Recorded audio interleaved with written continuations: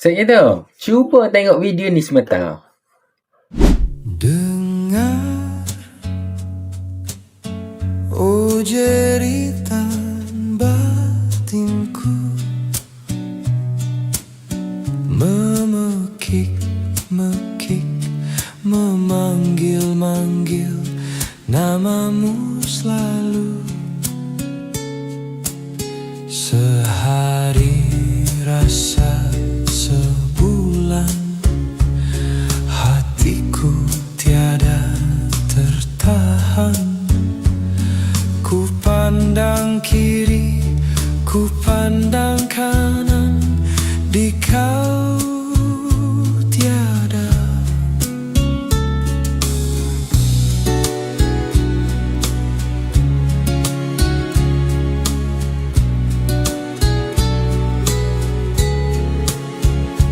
Risau, batinku menangis risau. Makin kau jauh, makin hatiku bertambah kacau. Mengapa kita berpisah, tak sanggup menahan asmara. Oh dengarlah jeritan batinku.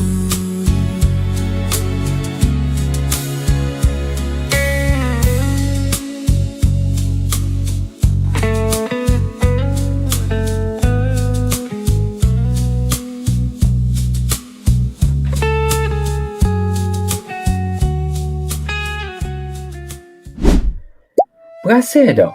Buat apa kalau kita tengok cerita lama ni, lebih-lebih lagi cerita Allahyarham Tan Sri P. Ramlee ni, dia jadi tak puas walaupun sudah tengok beratus kali. Betul tak?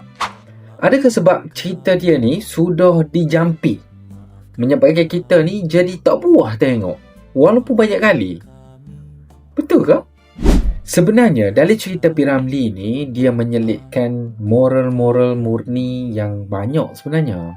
Dan dia membuatkan kita rasa terpikat.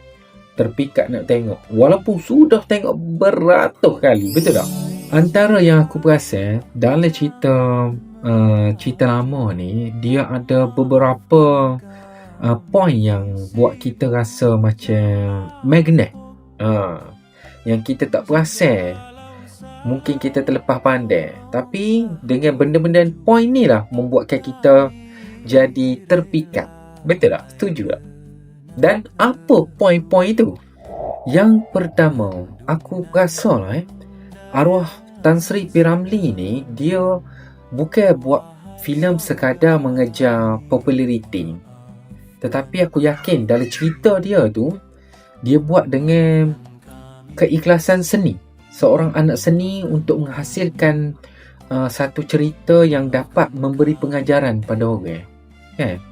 Siapa dialog-dialog dia ni, walaupun ada part-part dialog dia kita sudah hafal tau.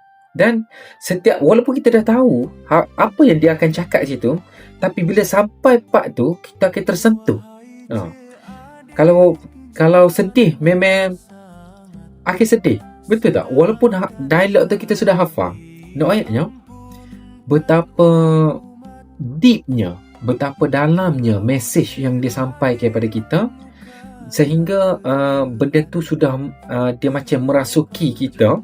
Walaupun part tu sudah kita ulang banyak kali dan dialog pun kita hafal, tapi bila masuk part sedih tu, kita akan sedih.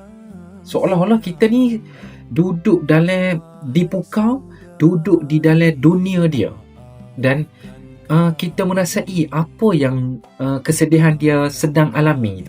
Selain pada tu, aku rasa dia punya humor, tahu tak? Lucu dia tu memang dia macam bukan buat-buat lah, tahu tak? Macam seolah-olah benda tu adalah tidak dirancang. Maknanya mungkinlah yang aku tahu, mungkinlah dia bagi point-point saja, dan waktu live tu kita dia acting tu spontan. Maknanya kalau keluar dialog yang macam tu lah. Maknanya dia orang pun macam tak expect kot. Aku rasa kan, makna kata kalau kita tengok pun kita rasa lucu ni bukan macam buat-buat tau. Dia macam spontan. Pasal ke tak? Dan selain pada tu juga, dalam cerita yang Allah Yarham buat ni, dia selitkan kritikan ataupun mesej tertentu. Pasal ke tak? Cara dia masukkan kritikan tu pun, dia pandailah secara halus, dalam gelak ketawa, kan? Dalam kata-kata dia tu sindiran untuk mungkin pada government, kan? Ataupun pada individu yang buat salah. Tapi mesej yang dia sampai tu ataupun sindiran yang dia sampaikan tu sangat-sangat bijak, sehingga kita boleh terima sindiran tu dalam keadaan gelak ketawa. Tapi hakikat dia, sindiran tu sangat pedas sebenarnya, tapi dia tukarkan yang pedas tadi menjadi manis. Jadi manusia ni, sifat manusia lah, siapa yang suka terima benda-benda pedas ataupun benda-benda pahit ni, melainkan dengan masuk cara dia dengan memasukkan dalam hiburan. Betul tak? Bijak tak? Itu salah satu brilian lah aku rasa. Betul ke tak? Dan yang paling tak boleh kita lupakan bila setiap cerita P. Ramlee ni, apa dia? Cuba tengok. Lagu. Betul ke tak?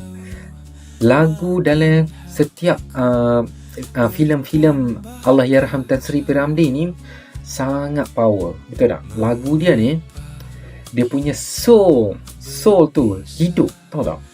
Kita dengar lagu pun kita sudah dapat bayangkan keadaan tu. Contohnya kita ambil cerita babak dalam Ibu Mertuaku, Jeritan Batinku. Dia punya lagu syahdu. Walaupun dengar berkali-kali, aku rasa siap-siapmu pun kalau dengar lagu ni, tutup mata, pakai earphone, syahdu, dapat rasa betapa sedihnya seorang lelaki yang telah kehilangan buah hatinya. Walaupun buah hati dia tak mati pun. Itulah sifat orang lelaki ni. Mudah sangat saya kat orang. Tapi nak ayatnya, lagu tu sangat power lah. Tak payah cerita lah lagu apa, Jeritan Batinku, Aziza, apa lagi, dan lain-lain lah. Nak ayatnya sangat power. Betul tak? Kau dia mengatakan mana? Dan yang terakhir, aku rasa cerita dia ni, dia buat tu maksudnya dalam keadaan marhen. Marhen ni maknanya keadaan sekeliling lah. Keadaan cerita di pasal susah, tau. Makna kata dalam keadaan susah tu apa biasanya dihadapi? Mungkin orang benci kita, kan? Mungkin kita ni jadi hamba orang, kan? Bila kita kaya pula, apa yang keadaan masalah waktu tu? Maksudnya kita lupa diri, lupa daratan, sehingga kita buat jenayah, kita lawan ibu bapa kita, kan? Jadi benda tu sangat bersangkutan lah dengan rakyat marhin macam kita ni. Maknanya betul, kenalah dia buat tu. Apa jadi gitu Makna kata bila dah kaya, lupa diri. Dan itu sebenarnya adalah betul-betul kenyataan. Tak? Maknanya bukan rekayasa semata-mata ataupun science fiction. Benda tu lah yang berlaku dari dulu sampai lah ni. Betul ke tak? Jadi pandailah dia punya relate dengan life kita sekarang, kan? Daripada dulu sampai lah ni, maknanya cerita ni masih lagi valid. Betul tak? Setuju ke tak? Jadi nak ayatnya, apabila buat sesuatu tu, bila dengan keikhlasan, dia punya hasil ataupun aura tu lain, tau. Sebab dengan keikhlasan ni, kita tidak buat main-main lah. Maknanya kata kita nak sampaikan apa yang kita nak sampaikan pada penonton kita. Bukan sekadar tangkap muat nak dapatkan bayar tiket filem. No lah. Maknanya kata betul-betul buat nak bagi orang fall in love. Tengok berkali-kali pun kita tak puas. Betul tak? Siapakah nak cerita P. Ramlee ni dari tahun 1960 tu, anak aku Gen Z lah ni pun suka nak tengok juga. Siapa cerita abah-abah buka cerita P. Ramlee, No, ayatnya dia pegang cerita ni, berjaya pegang berlainan zaman. Meskipun dia tu tahun 90 sampai ke lo ni, sampai ke Gen Z ni, Gen Alpha ke apa ni, tetap mencintai dan masih terpikat, masih into cerita lama gini. Betul tak? Setuju ke tak? Kan? Power kan cerita ni?